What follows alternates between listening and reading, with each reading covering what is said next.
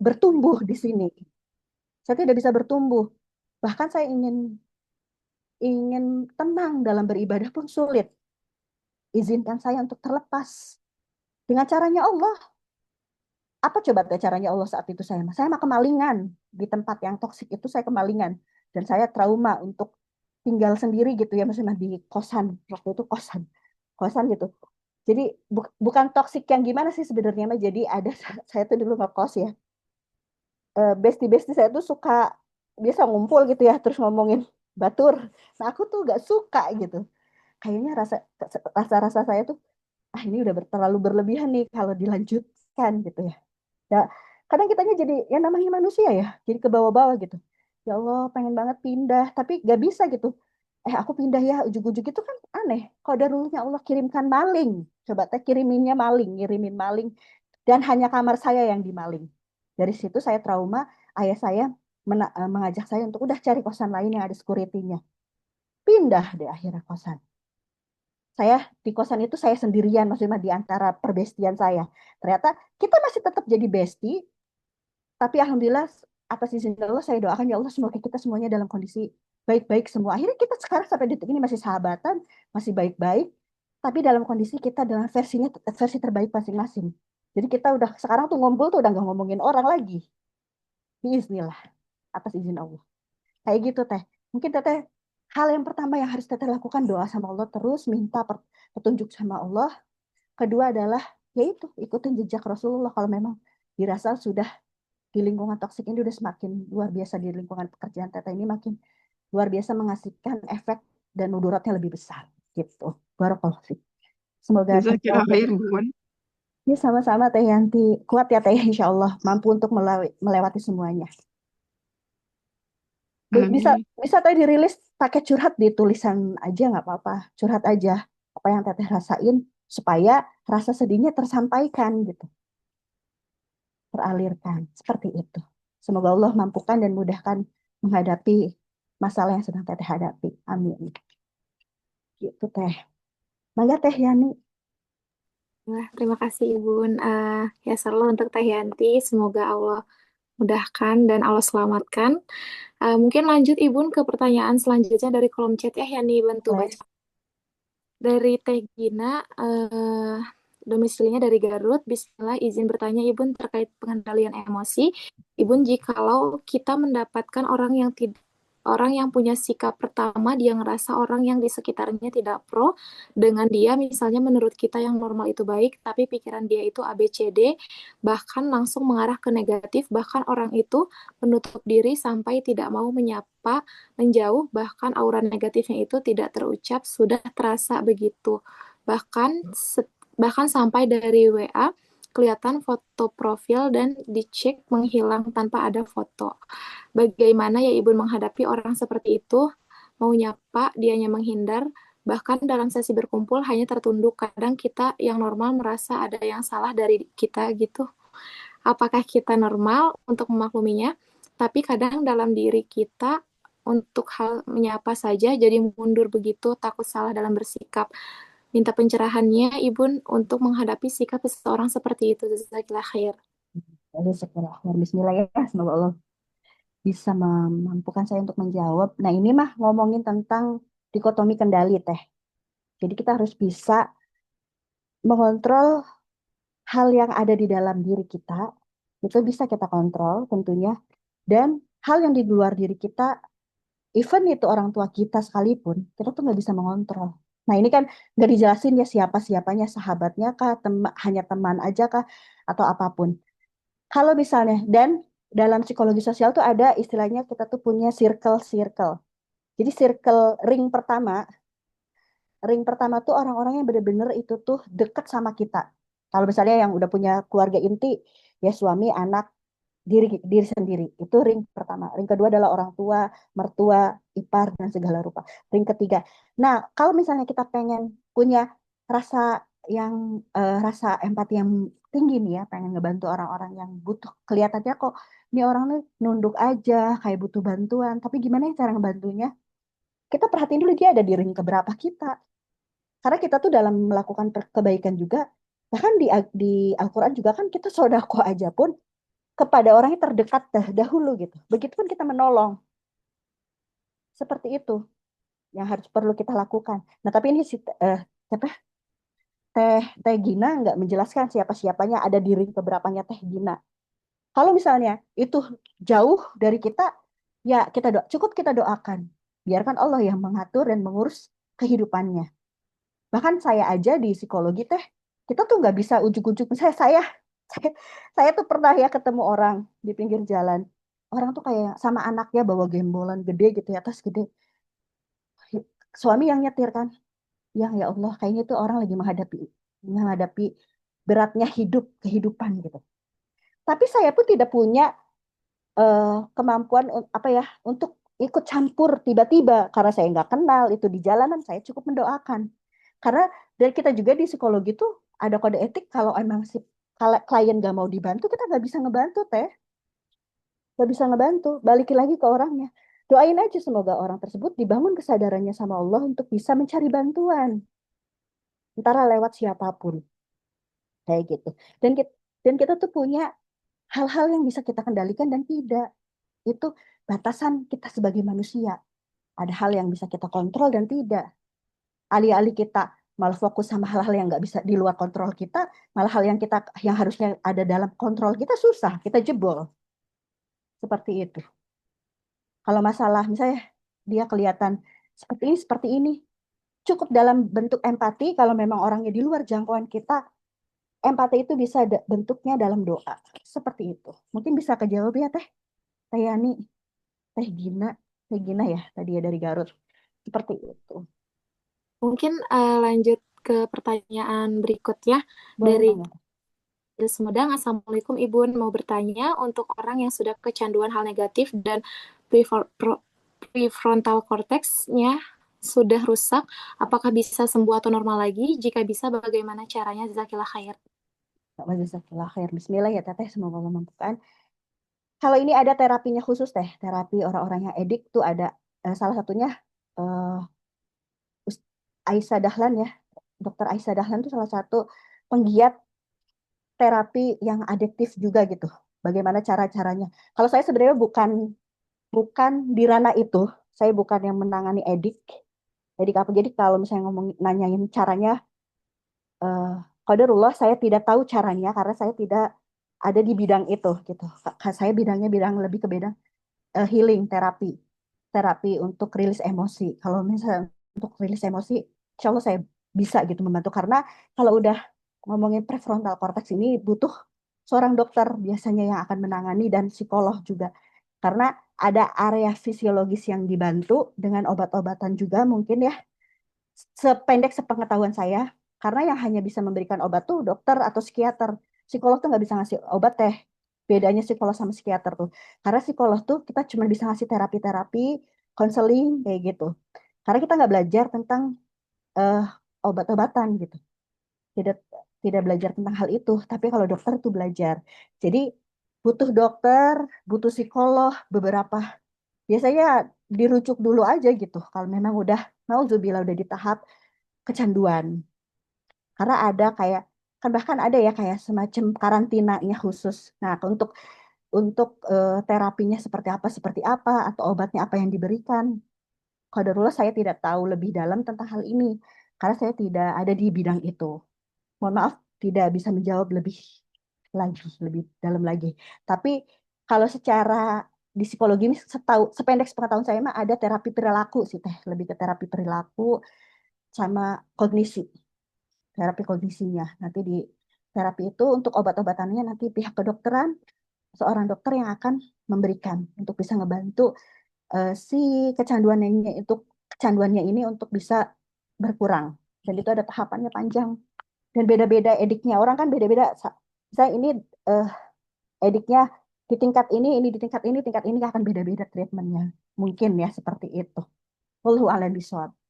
Punten teh, siapa tadi Teh Resi dari Sumedang? Gitu, Teh Yani. Baik, jazakillah khair Ibu. Izin konfirmasi lagi Ibu, kira-kira Ibu mau jawab pertanyaan berapa lagi? Ini udah setengah tujuh ya, tidak terasa, Masya Allah. Mang, satu lagi kali ya Teh ya, sisanya bisa dijawab masih ada lagi ya? Ya, Misalnya di grup panginten ya. Ya, jadi paling di aja di grup yang belum sempat. mungkin sekarang satu lagi aja sebelum ditutup teh. Siap. Sebentar ya. Ini dari Teh Delvi dari domisili Bandung. Assalamualaikum Ibu, terima kasih atas penjelasannya mengenai pengendalian emosi ini. Sebelumnya Ibu sudah sempat membahas mengenai perokok yang emosinya sangat tinggi untuk terus melakukan karena sudah kecanduan zat adiktif. Bagaimana cara kita untuk menghadapi orang terdekat kita yang sangat sulit diberitahu karena beliau perokok berat. Padahal beliau ini sudah dalam keadaan sakit, harusnya sudah berhenti, tapi diam-diam melakukan. Sedangkan kalau diberitahu oleh kita marah dan tidak menerima, selalu merasa benar. Kadang kita emosi, kesel, jadinya suka ngedumel ke kitanya dan takutnya malah jadi dosa. Bener-bener udah bingung ngadepinnya, jadi gimana baiknya menghadapi hal seperti ini ya Ibu? Jazakillah khair. Masya Allah ini pertanyaannya, ini justru yang saya hadapi juga. Qadarullah ayah saya juga seperti ini teh, seperti yang teteh gambarkan di pertanyaan ini.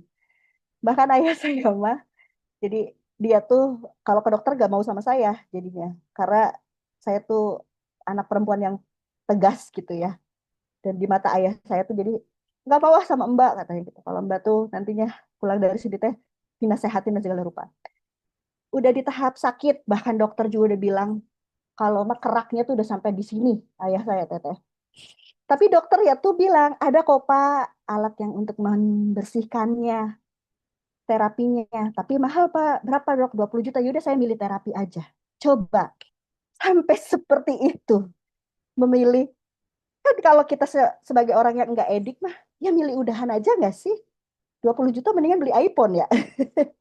Gitu kan, bagi kita yang waras secara tidak edik, maksudnya waras dalam artian tidak kecanduan rokok ya maksudnya. Tapi bagi orang-orang yang sudah kena nikotin bertahun-tahun, karena ayah saya tuh saya nanya kan, udah sejak kapan ngerokok tuh ayah saya tuh udah dari sebelum nikah bahkan. Nauzubillah gitu ya. Ya Allah kesel gitu kalau misalnya memang teh kita sebagai anak atau sebagai istri yang punya pasangan perokok kesel kan, emosi itu ada karena emang kita atas dasar rasa sayang. Tapi jujur memang ngomongin orang yang candu itu tidak bisa kayak semudah membalikan telapak tangan kalau orang tersebut tidak ngerasain pembelajarannya sendiri gitu. Nah, ini dari testimoni dari ipar-ipar saya dah. Jadi saya tuh punya ipar laki-laki tuh empat. Kan suami saya tuh 10 bersaudara dan 5 laki-laki 5 perempuan. Nah, 5 suami saya tidak rokok, tidak merokok, dan ada ipar saya juga tidak merokok. Nah, yang 3 ini merokok. Ceritanya yang 2 ini lagi tobat nih teh sekarang teh. Lagi tobat. Dan mereka cerita ke saya curhat. Tahu nggak Teh Witri, nggak enak banget berhenti ngerokok tuh katanya. Jadi kayak memang ada fase-fase sakaunya teh. Ada fase bahkan diserang kesehatannya. Malah jadi sakit setelah berhenti ngerokok itu. Sakit dan segala rupa. Yang satu berhasil karena dia mulai sadar ketika check up kesehatan di usia mudanya sudah kena asam urat, qadarullah. Terus ya dijelaskan sama dokter dan segala rupa. Akhirnya dia pola hidup sehat tuh, ipar yang A. Dan sampai detik ini dia berhasil. Masih update tuh. Alhamdulillah saya sehari ini di grup tuh ya. Hari ini udah gak ngerokok. Kata aku teh Om, kan aku manggilnya Om ya karena ke anak-anak. Jangan langsung sekaligus setiap sepedek pengetahuan saya kalau kita membantu orang yang edik tuh jangan sekaligus. Mungkin bertahap. Kayak misalnya anak-anak kita ada yang nauzubillah anak-anak yang udah kecanduan handphone misalnya jangan sekaligus dilarang handphonenya tapi bertahap dari yang tadinya sebungkus sehari bisalah misalnya jadi berapa setengah bungkus nanti berkurang berapa batang lama-lama ini. Nah ipar-ipar saya tuh ada yang salah satunya mas sekaligus sakau tuh kata dia tuh saya sakau teh beneran teh katanya sampai pusing sampai dan segala rupa cerita akhirnya dia gak kuat karena dia tuh harus nyetir perjalanan jauh. Saya gak kuat ya kalau nyetir nggak ngerokok katanya. Akhirnya dia diganti ke vape. Ya tetap aja sama-sama aja vape sama rokok ya. Sampai padahal mamah ya mamah mertua tuh udah ngeluarin dalil dan segala rupa tentang zolim dan segala rupa. Nggak mempan teh kalau anaknya kalau si orang yang bersangkutan tidak sadar atas kemauannya sendiri. Kalau ipar saya yang A itu kan atas kemauannya sendiri, dia diingatkan sama Allah melalui sakit gitu ya. Nah, kalau yang B itu dia tuh punya anak gitu, punya bayi. baru punya bayi. Dia pengen tuh jadi ayah yang nggak perokok, cina. Tapi qadarullah tidak sekuat itu, kayak gitu. Akhirnya kembali lagi. Kayak gitu teh, balikin lagi ya. Ini mungkin sekedar contoh-contoh yang ada di sekitaran saya. Saya sendiri pun sampai detik ini sama bapak saya susah. Sampai yang turun tangan tuh anak saya. Jadi anak saya tuh sampai gini apa sih berkacak pinggang di depan eyangnya ya. Tahu nggak ngerokok tuh paru-parunya bolong gitu-gitu. Dan eyangnya tuh takut hanya ke anak saya di antara cucu-cucunya. Tapi beliau memilih apa coba teh kalau pengen ngerokok? Pergi ke sawah. Di sawah ngerokok nggak di rumah, emang nggak di rumahnya teh gitu. Jadi nyolong-nyolong. Ya sudahlah ya qadarullah. Saya hanya bisa sebatas mendoakan. Ya Allah semoga ayah saya bisa bisa sembuh sehat lagi gitu. Kalau lagi sakit emang stop gitu. Kalau lagi kambuh sakitnya, kalau udah sehat lagi ya ngerokok lagi ya gitulah qadarullah. Semoga teteh juga mungkin kalau saya sih ya mengupayakan tetap terus didoain gitu ya untuk bisa diberikan. Karena ngomongin orang perokok tuh emang Masya Allah teh luar biasa susah ya. Semoga bisa gitu dan Allah kirimkan hidayahnya untuk disadarkan bahwa mudorotnya tuh lebih besar daripada kebaikannya merokok itu. Kayak gitu. Wallahu a'lam bishawab teh. Gitu teh. Mangga. Mangga teh Yani. Baik, jazakallah khair Ibu untuk jawabannya. Masya Allah ya sudah ngasih insight baru. Dan untuk yang bertanya, terima kasih banyak juga. Semoga bisa menjadi apa namanya, sudah bisa mewakili pertanyaan dari beberapa teman yang lain atau beberapa kasus yang sedang dihadapi oleh teman-teman yang lain ya. Dan yang belum sempat terjawab pertanyaannya, mungkin nanti bisa dibantu di forward di grup ya karena atas keterbatasan waktu ya begitu. Jadi alhamdulillah untuk pagi ini kita sudah mendapatkan ilmu baru yang insya Allah bermanfaat ya untuk kita semua.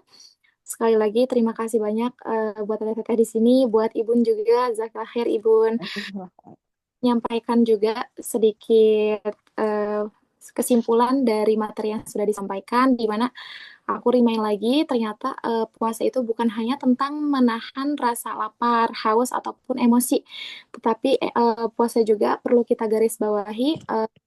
Di sini pentingnya sebuah pengendalian gitu, yang dimana tadi sudah dijelaskan juga pengendalian dalam ilmu psikologi ada istilah delay gratification di mana ini penundaan kepuasan. Nah, di sini delay gratification ini merupakan bentuk pengendalian diri atau self control.